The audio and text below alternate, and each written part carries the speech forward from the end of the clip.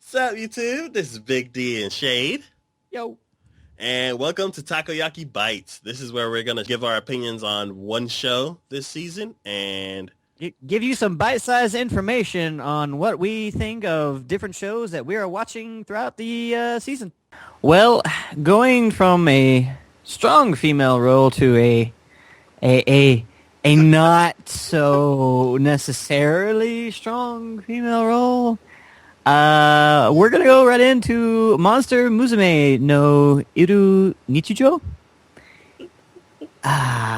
Okay. I know your thoughts on this. I know, without even having to ask, I know your thoughts on this. I already know.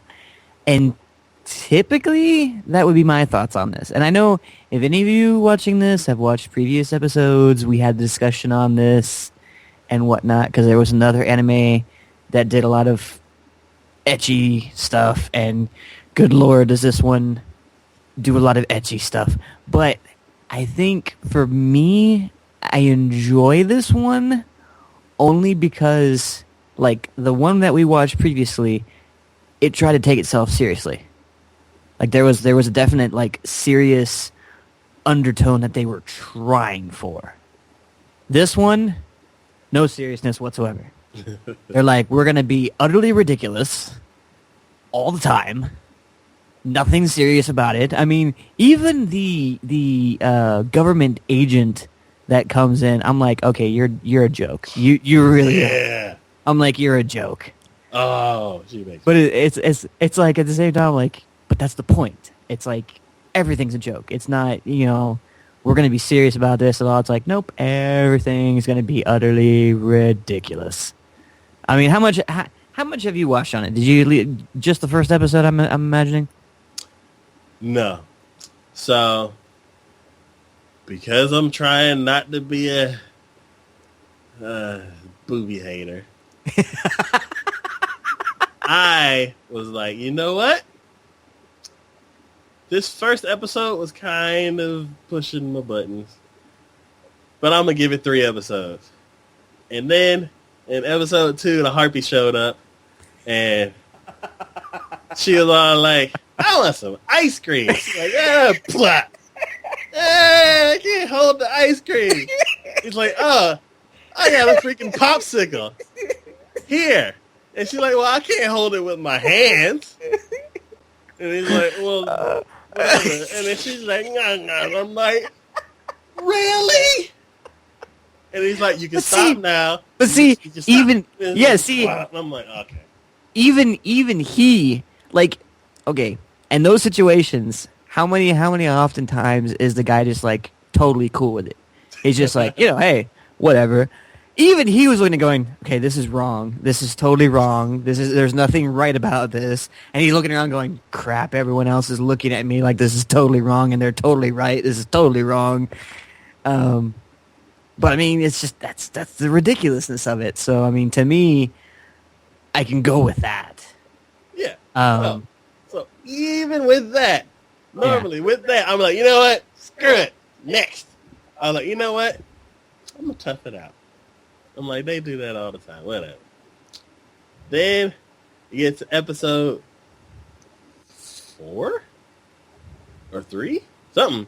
At the end of the episode where basically it's like, oh, I'm going to change the whole rules of the show. Instead of this being just living together, I'm going to up the stakes. And then everybody's just, they're like, oh, it's a full moon. Everybody's going crazy. And I'm like, but see, I'm sorry, I can't. That does make sense. I mean, animals and full moons, and especially when the mentality is there and the thought process is already there, and obviously with everyone, the thought process was already there. So it's like it at least made sense. It's not like they just went, you know what, screw it, let's just go completely wrong in this whole sense right here. It's like they at least tried to tie it in together. Mm-hmm. So there was a reasoning behind it. I'm not going to say it's a good reason, but there was a reasoning behind it. Mm-hmm. So I mean, again, I can appreciate this one, just because, unlike a lot of the other ecchi that I see out there, at least it's not trying to take itself seriously. If you're gonna do ecchi and that sense, at least make sure that it is utterly ridiculous. And I feel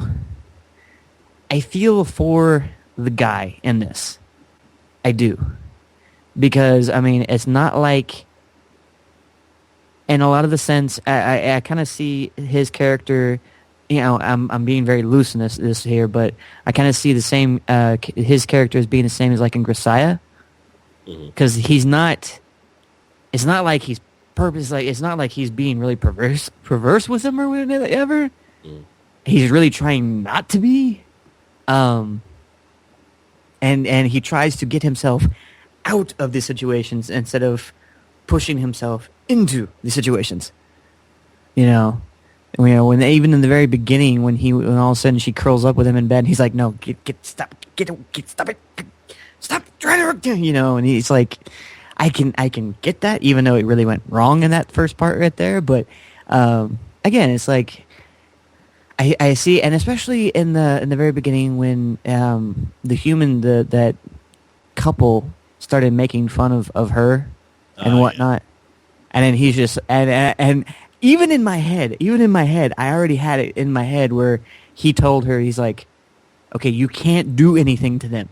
You do anything to them, you're deported. You can't do anything to them.